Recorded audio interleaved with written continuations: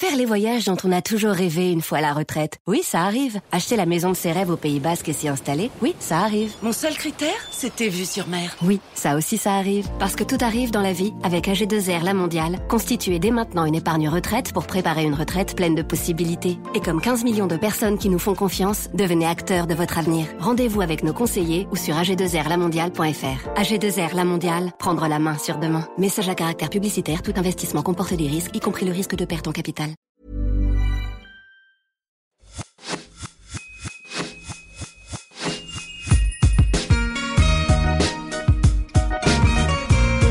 Bonjour et bienvenue sur l'Aléa, le podcast qui t'aide à devenir acteur de ta vie. Je suis Laura Pouliken et à travers mon compte Instagram, Lo From Paris, ce podcast et toutes mes prises de parole, je te transmets mes cheminements autour du bien-être, de la parentalité, de l'entrepreneuriat, du développement personnel et professionnel.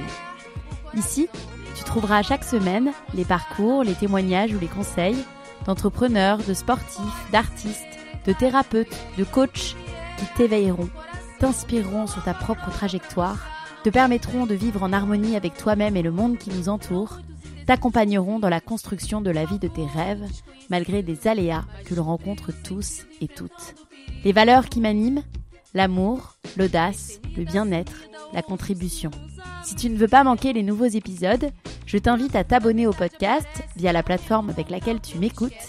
Et si cet épisode te plaît, n'hésite pas à laisser un commentaire et 5 étoiles sur Spotify ou Apple Podcasts, à le partager autour de toi à une sœur, un ami, un membre de ta famille qui aurait besoin d'inspiration pour aller au bout de ses projets.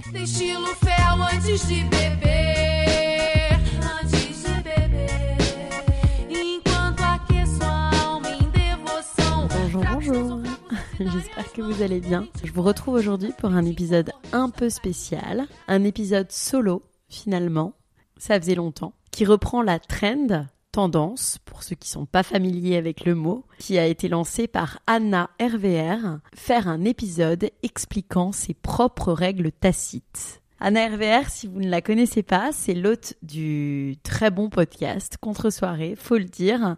Anna, je l'ai découverte il y a quelques mois via justement ce podcast, alors qu'elle a déjà une grosse communauté sur Instagram. Elle est influenceuse / créatrice de contenu. Et c'est vrai que je l'ai découvert et depuis, je l'écoute de temps en temps, même si je suis, faut se le dire, absolument pas la cible. Anna, elle s'adresse aux personnes de sa génération qui ont à peu près 25 ans, que ce soit sur son compte Instagram, sur sa chaîne YouTube et maintenant sur son podcast. Alors moi, je consomme que le podcast parce que je trouve que c'est un contenu finalement hyper frais, hyper ludique. Et puis, je m'inspire toujours en fait en écoutant d'autres podcasts. C'est toujours intéressant pour moi, pour mon métier et finalement pour le domaine dans lequel j'évolue. Alors, justement, parmi les épisodes que j'ai écoutés et aimés, il y a celui des règles tacites. Et donc, j'ai décidé d'enregistrer mon propre épisode, mes règles tacites. Pour ceux dont les notions ne sont pas forcément évidentes, c'était pareil pour moi. Une règle tacite est, je cite, une règle non écrite, implicite ou sous-entendue, qui est généralement acceptée ou suivie dans un certain contexte, mais qui n'est pas nécessairement formalisée ou explicitement déclarée. Pour résumer, finalement, une règle tacite, c'est une règle subtile, à respecter, même si ce n'est pas écrit, mais qui relate finalement du bon sens. Cette trend, elle a été reprise par Marielle, du blog de Neroli, qui a un podcast qui s'appelle Moralité, et je pense du coup maintenant par moi, puisque je ne l'ai pas vu ailleurs. Mais je vous invite, si vous êtes des podcasteurs et si vous m'écoutez, à reprendre vos règles tacites dans les domaines de votre podcast. Moi, j'ai choisi de les tourner vers 2 domaines que j'aborde dans mon podcast, à savoir le business et le développement personnel. On y va! Alors ma première règle tacite, et ce qui est drôle, c'est que finalement j'en ai parlé en fait à Arthur avant de vous faire cet épisode pour lui confier ses règles et pour recueillir les siennes, parce que c'est toujours un exercice marrant, je trouve. Alors ma première règle, c'est tout simplement la suivante. Quand je propose d'aller prendre un café à une ex-collègue, à une copine entrepreneuse, à une copine podcasteuse, ça peut être pour parler de travail bien sûr, mais pas que. C'est finalement pour moi surtout l'occasion de discuter de choses plus légères, de partager nos coulisses, de renforcer nos liens en fait finalement sous un autre angle. Parce que je suis persuadée que le business, il va se construire aussi avec la construction de liens amicaux et que finalement parler de sujets plus léger avec nos potentiels clients, avec nos potentiels partenaires ou avec nos prestataires, ça permet justement de se découvrir et de pouvoir aller plus loin dans la collaboration, dans la relation. Si on parle uniquement de travail, ça me paraît compliqué. La deuxième règle tacite que je suis, et si vous me connaissez, c'est assez rapide à deviner chez moi, quand on me demande un conseil, que ce soit sur Instagram, sur le podcast, sur LinkedIn, ou quand on me demande un contact, vous pouvez être certain que je suis ultra généreuse. Et même parfois, Arthur me dit que je suis trop généreuse, que je suis trop naïve peut-être dans les relations du travail. Mais en fait, moi, quand on vient vers moi pour me demander un conseil, je vais pas du tout calculer ou être regardante ou faire de la rétention volontaire d'informations. J'estime finalement, et surtout quand on est à son compte, que c'est dans l'entraide qu'on ira tous plus loin. Et puis j'espère en plus, en faisant ça, que les autres feront pareil avec moi finalement, qu'un jour quand j'aurai besoin d'un contact ou quand j'aurai besoin d'un conseil, on me répondra et on sera généreux autant que j'ai pu l'être. Donc voilà, je suis comme ça. La troisième règle tacite, et j'ai eu l'occasion à 1000% de la vérifier il y a quelques jours, au bout de 2 red flags, j'arrête une relation, personnelle bien sûr, mais là pour le coup, on parle professionnel. L'autre jour justement, j'ai refusé de travailler avec un client qui me proposait une belle rémunération, justement parce qu'avant même qu'on commence à travailler, il combinait, je pense, tous les red flags du client. Donc le premier red flag que je vois, si ça peut vous aider justement, si vous êtes à votre compte ou même pas en fait, si vous êtes salarié en entreprise et que vous cherchez des prestataires, c'est des demandes irréalistes. Genre dans mon cas, c'était X nombre de posts LinkedIn pour un montant absolument dérisoire. Il y en a plusieurs d'autres, des red flags, il y en a plein d'autres. Mais selon moi, les plus importants, c'est les clients qui semblent désintéressés ou peu engagés dès le départ. Les clients qui changent fréquemment d'avis, de direction, de stratégie. Les clients qui sont pas clairs sur leurs besoins, qui mettent très longtemps à répondre. Et évidemment, mais je le précise quand même, ceux qui mettent longtemps à payer, qui ont des retards... qui ont des gros retards de paiement, ça bien sûr, franchement, on ne renouvelle pas. La 4e règle tacite que je m'impose, quand on m'envoie un email ou un WhatsApp intéressant et prometteur, en général, je réponds dans les 24 heures, max 48 heures. Selon moi, c'est une marque de respect envers l'expéditeur et même si je peux pas répondre à sa demande tout de suite, je lui confirme la bonne réception de son message ou de son mail. Je fais évidemment exception des mails qui sont pas personnalisés, qui sont de la prospection massive, dont le concept m'intéresse pas ou même me choque ou qui est contraire à mes valeurs. Voilà. Après, je suis consciente que tout le monde ne le fait pas, que beaucoup de personnes laissent des mails en attente. Moi, personnellement, c'est ma règle, ça m'appartient. Et en plus, très égoïstement, ça me permet d'alléger ma charge mentale puisque je ne supporte pas une boîte mail qui déborde. La 5e règle tacite que je m'impose, et là c'est finalement plus dans le domaine développement personnel, si je veux quelque chose, je le demande ou au moins je le fais savoir. Et de manière générale, ça m'amène à un conseil.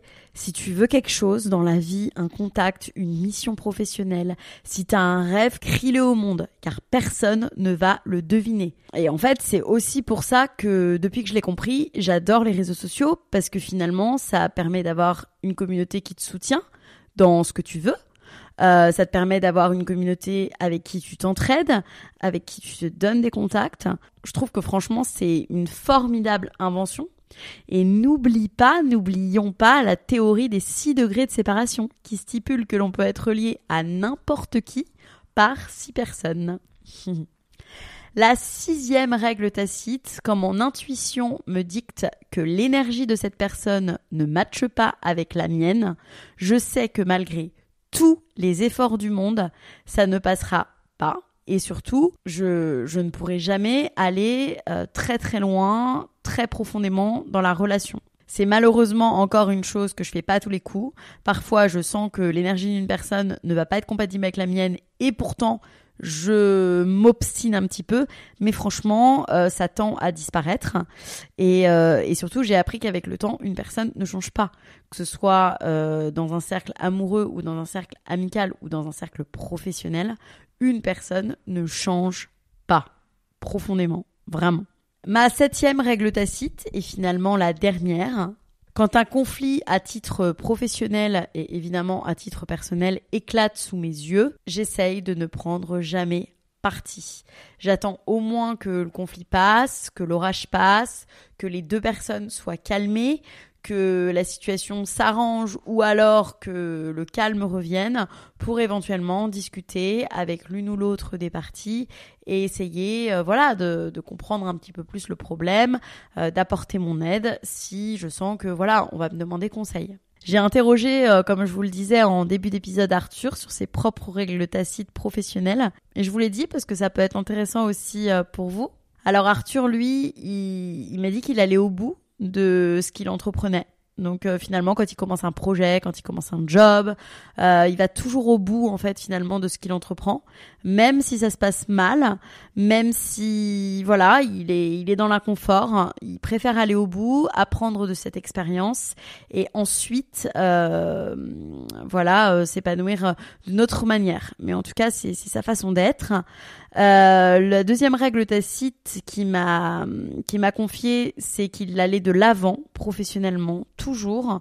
C'est pas quelqu'un qui se repose sur ses lauriers. C'est toujours quelqu'un qui va se challenger, qui va avoir une capacité, une volonté d'apprendre. Donc voilà. Et la 3e, il ne ment pas sur ses capacités. Et ça, je l'ai bien vu aussi. Enfin, même quand je l'entends parler. Dans d'autres sphères, c'est pas quelqu'un qui va mentir sur ses capacités et c'est un conseil pour vous. Je pense que dans la vie, dans les relations professionnelles, ça sert à rien de dire « Ah si, je maîtrise » alors que finalement on maîtrise pas. Mieux vaut être honnête à 100% sur ce qu'on sait faire, sur ce qu'on ne sait pas faire, montrer par contre qu'on a une envie d'apprendre et plutôt que finalement de mentir et de se sentir pas bien après et puis en plus que de prendre le risque que les personnes le découvrent. Voilà pour ces règles tacites. Si vous êtes podcasteur, je vous lance le challenge de publier vos propres règles tacites. Vous pouvez d'ailleurs me taguer sur vos réseaux sociaux. Comme ça, j'écouterai votre épisode. Et je vous souhaite une très belle journée, une très belle soirée ou une très belle nuit. À bientôt.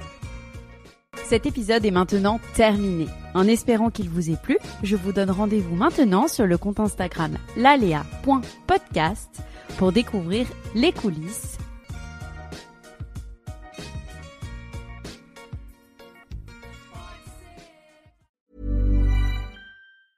Bonjour, je suis la voix Citroën. Je vous dérange pas longtemps, mais je sais que si vous écoutez cet excellent podcast, c'est parce que vous aimez ce qui se fait de mieux.